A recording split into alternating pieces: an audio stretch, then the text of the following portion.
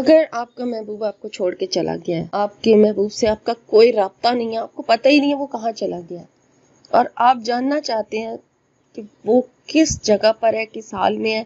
وہ فوراً آپ سے رابطہ کرے، تو بس آپ نے یہ چھوٹا سا عمل کرنا ہے۔ اور اگر آپ جاننا چاہتے ہیں وہ کیا عمل ہے اپنے محبوب کو بلانے کے لیے، اس سے رابطہ کرنے کے لیے، کہ وہ فوری طور پر آپ سے رابطہ کرے، صرف اور صرف چھوٹا سا یہ عمل ہے، زیادہ لمبا نہیں ہے، صرف آپ نے اس طرح سے کر لیا اگر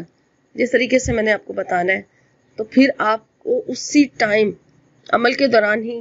رزلٹ ملے گا فوری۔ اگر آپ نے اسی طریقے سے کر لیا تو اسی ٹائم وہ آپ سے رابطہ کرے گا۔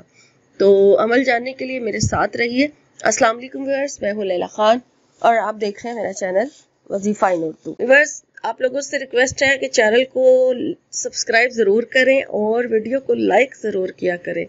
لائک کرنے سے ہماری حوصلہ افزائی ہوتی ہے، اور جب حوصلہ افزائی ہوگی تو اور اچھی ویڈیو آپ سے شیئر کروں گی۔ تو ویورز، آج کا جو ٹاپک میں نے آپ کو بتایا کہ محبوب اگر چھوڑ کر چلا گیا ہے اور آپ بہت پریشان ہیں، اس نے بلاک بھی کیا ہوا ہے، آپ سے کوئی رابطہ نہیں کر رہا، اور آپ اس کے لیے رو رہے ہیں، دن رات اب دعائیں مانگ رہے ہیں، دونوں صورتوں میں، یعنی لڑکی بھی کر سکتی ہے، لڑکا بھی کر سکتا ہے، یا میاں بیوی بھی کرنا چاہیں، یعنی کہ شوہر چھوڑ کے چلا گیا، پتہ نہیں چل رہا، یا کوئی اور بھی شخص ہے جس کا آپ جاننا چاہتے ہیں کہ وہ کہاں چلا گیا، کسی بھی حوالے سے کوئی اچانک چلا گیا چھوڑ کے اور غائب ہو گیا، اور آپ کو پتہ ہی نہیں ہے آپ کہ وہ ہے کس جگہ،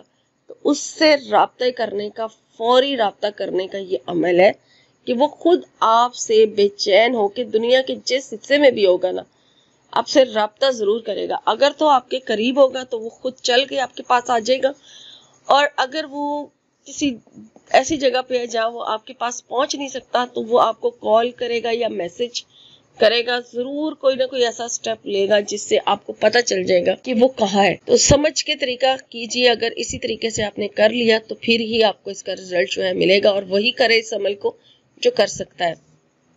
زیادہ لمبا چوڑا عمل نہیں ہے، قرآن پاک کی چھوٹی سی سورت ہے، سورہ اخلاص۔ سورہ اخلاص ہر ایک کو زبانی یاد ہوتی ہے، نماز میں بھی پڑھی جاتی ہے، ٹھیک ہے نا، سب کو پتا ہوتا ہے سورہ اخلاص کیسے پڑھنی ہے، یعنی کہ اس میں کیا پڑھنا ہے سب جانتے ہیں، سب کو زبانی یاد ہے، صرف اس کو پڑھنا کس طرح سے ہے وہ صحیح طریقہ، وہ بات اصل میں ہے کہ آپ نے پڑھنی کیسے ہے۔ پہلے آپ 3 مرتبہ درود شریف پڑھ لیں، آپ نے نیت کر لینی ہے، اس بندے کی شکل اپنے ذہن میں لائیں جس کے بارے میں آپ نے پتہ کرنا ہے، دعا مانگ لیں، ٹھیک ہے۔ دعا مانگنے کے بعد 3 مرتبہ درود شریف پڑھیں، اور اس کے بعد ایک بار بسم اللہ الرحمن الرحیم پڑھ لیں۔ سورہ اخلاص آپ نے شروع کرنی ہے، اور 11 مرتبہ آپ نے سورہ اخلاص پڑھنی ہے، صرف 11 مرتبہ، لیکن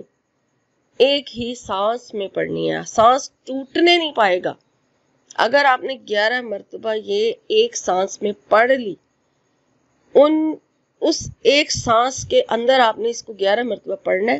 اور اسی دوران آپ کے محبوب کا آپ سے رابطہ ہوگا، اسی دوران وہ کرے گا رابطہ، یا پھر اگر آپ نے عمل صحیح طریقے سے کر لیا تو وہ اس کے عمل کے پورا ہونے کے بعد فوری طور پہ اسی ٹائم بعد میں یا کچھ دیر بعد، گھنٹے بعد بھی، یعنی کہ وہ رابطہ ضرور کرے گا آپ سے، آپ کی جو بے چینی ہے، آپ کی جو پریشانی ہے وہ ختم ہو جائے گی، صرف اس عمل کی برکت سے، اگر اسی طرح سے کر لیا جس طریقے سے بتایا گیا ہے۔